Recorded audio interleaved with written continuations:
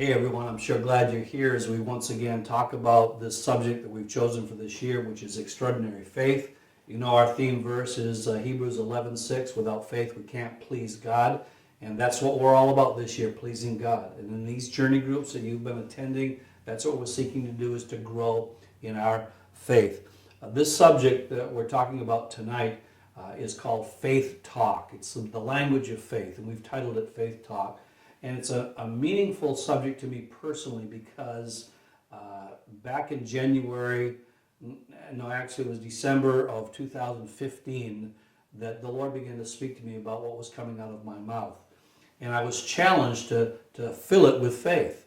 And I was reading James chapter 1:26, where I kind of grabbed a hold of or heard what the Spirit was saying to me. And this is what James says: "Those who consider themselves religious and yet do not keep a tight rein on their tongues deceive themselves, and their religion is worthless." And I read that as the old year started to close out and January began a few months ago now. I made a commitment that David made in Psalms 34. He says, "I will bless the Lord at all times. His praise will continually be in my mouth." That's what I want for this new year, and so I've been trying to live that out since January, even up until now. Because all of us have a specific tone or sound that comes from us when we speak. Now, you're listening to me right now, and unfortunately, I have a nasal sound. Some of you don't sound as bad as I do. You sound differently, but we all have a different and a distinct sound. That's not just true for me, it's also true for the animal kingdom. If I were to give you a sound of an elephant or a sound of a tiger, you would instantly know just from the sound which is which. I've had people call my home, and I'm sure you have as well. And when they call, you don't even need to see them. You instantly know who they are because of their voice and their sound. Jesus even said in John 10, people will know my voice when I speak. Now, if you look at Paul in his book of Corinthians, and you go to chapter 14, he talks about Christians having a sound that is clear and meaningful to people whenever they speak. He uses the illustration of a trumpet. He says, when a trumpet sounds, it needs to make a clear, distinct sound, or the military won't know to get ready for battle. In other words, if you play the taps, no one's going to get ready for battle. So there's also a sound that you hear when people talk faith.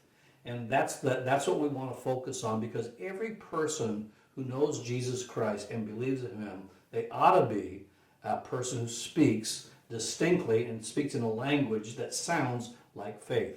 I don't care how you sound, what tone you have. I may have a nasal sound, you may not, but whatever sound comes out of us, all of us can talk faith talk. So let me give you 5 things that will help us to understand what faith talk really is. And let me preface that by saying James chapter 3, 9, and 10 tells us that this is a very, very important subject. Here's what James says: "With the tongue we praise our Lord and Father, and with it we curse human beings who have been made in God's likeness. Out of the same mouth comes praise and cursings. My brothers and sisters," James says, "this should not be."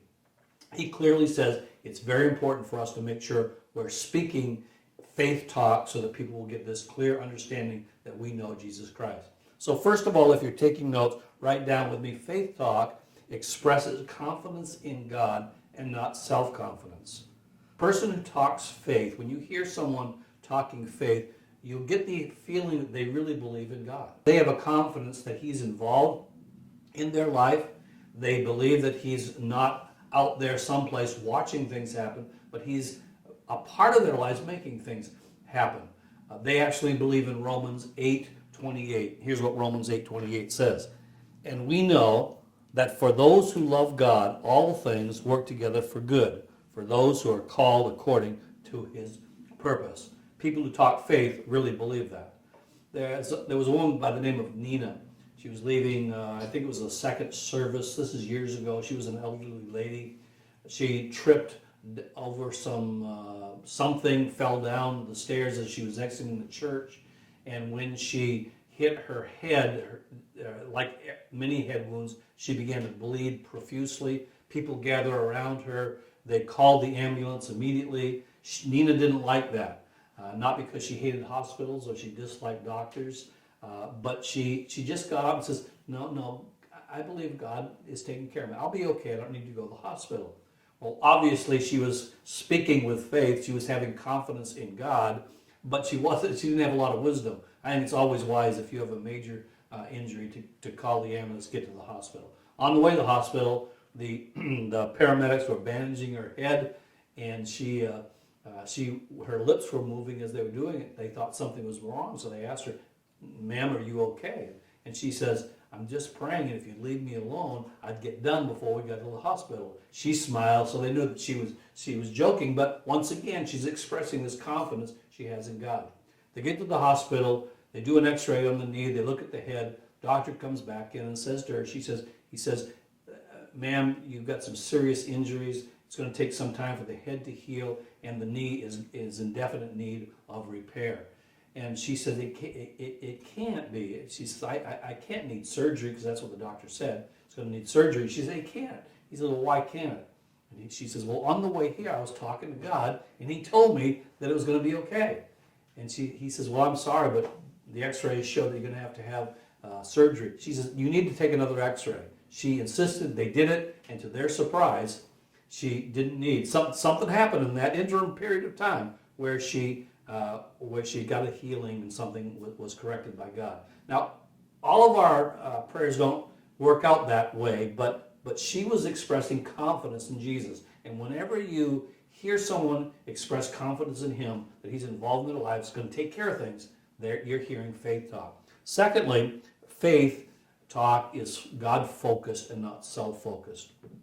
In the early years of my ministry, as I was learning to pray, I would set some time every day aside. If I set 15 minutes aside to pray to God, if you were to listen to me, what you would hear is 13 minutes that's focused on my struggles, the problems, the challenges, those things that are facing me, and then I'd spend the last 2 minutes talking about how God is powerful enough to deal with those things. Well, as I began to grow in my prayer life, I began to see a shift, and I would spend less and less time focusing on my struggles and my problems, and I'd be focusing on his ability to deal with those things.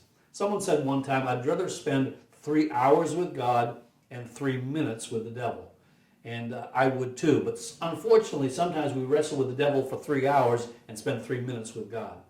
A person who prays and speaks faith talk is a person who has changed, has turned the tables, and now rather than focusing on the struggles that they go through, they focus on the God who is involved in their struggles. Now I want to be quick to note that it's not wrong and it's not outside of faith talk to admit that we have problems.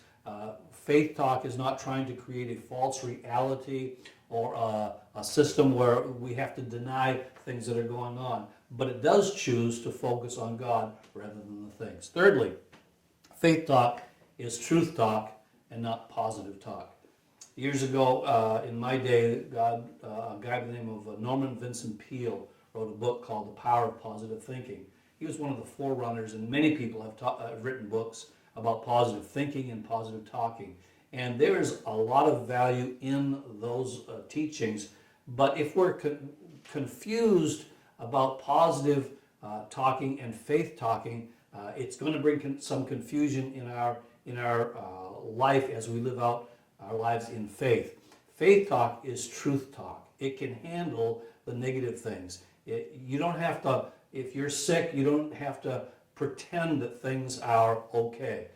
Faith talk doesn't mean you pretend that you're okay when you're not. But it does mean that it will speak the truth regardless of the situation. My mother-in-law, my wife's mom, died some years ago of pancreatic cancer.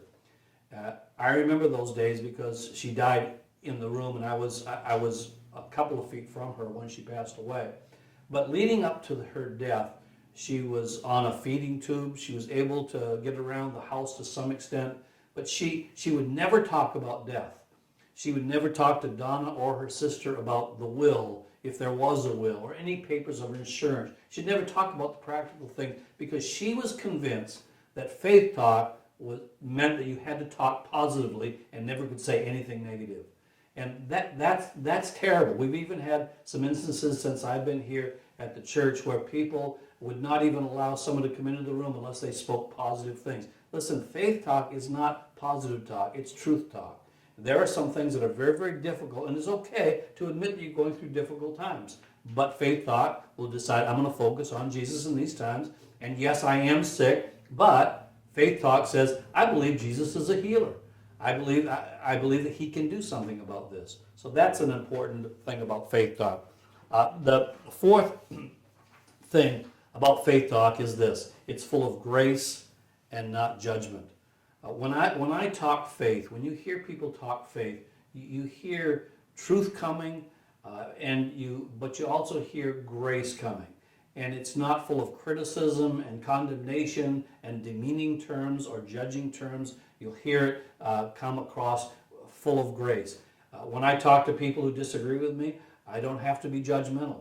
I can talk the truth, and I can talk in faith, but I don't have to put them down. Colossians 4:6 is a verse that really addresses this, and it says this: let your conversation be always full of grace, seasoned with salt, so that you may know how to answer anyone. When a person talks in faith or has faith talk, that's what happens to them. The last thing I want to give to you in this session is faith talk is full of life and not death. When you're around people who talk in faith, you're around people who bring life. They encourage you. They don't discourage you. They really help you. They don't hurt you. They're uplifting. They don't put you down. That's what faith talk is all about. There's a scripture in Proverbs that you probably well know, and it simply says this: the tongue has the power of life and death, and those who love it will eat its fruit. In conclusion, as we wrap up and just before you go to your discussion, let me say this. James says that the tongue is like a rudder of a big ship, that your tongue will actually direct your life. It goes on to say in James 3:5, your tongue is like a small member, like a rudder, and it boasts of great things, and it can set a forest on fire even though it's small. My wife read a book recently, and its title is Change Your Words and You'll Change Your Life.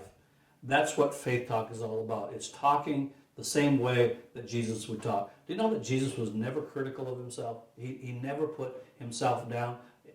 Don't put yourself down in your self-talk. Learn to talk faith even to yourself, and that'll help you to talk faith to others. God bless you. Have a great discussion.